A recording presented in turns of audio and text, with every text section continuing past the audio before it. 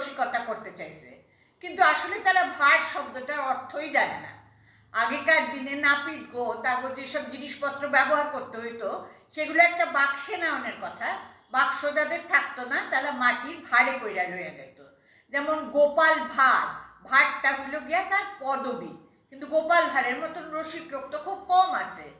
আর একজন লোক আমার জিজ্ঞাসছিল যে আপনার তো খুব একটা সুবিধে, আপনি তো বাঙাল কথা বলেন। আমি বললাম তাই নাকি? আপনি কখনো টালিগঞ্জ থেকে গড়িয়ার দিকে গেছেন? কেন? আরে যাইবেন না, যাইবেন না, এত দূর রাস্তা কখনো যাইবেন না, কারণ ওইখানে সব পূর্ব বাংলার রেফিউজিরা থাকে আর সবাই বাঙাল ভাষায় কথা বলে। আপনার তো হাসতে হাসতে পেট ফাইটে যাইব। আরে মাথায় কি চুল থাকলেই বুদ্ধি থাকে? মগজ থাকা দরকার। লোকটা কি বুঝলো কে জানে, কইল আপনি যে কি বলেন।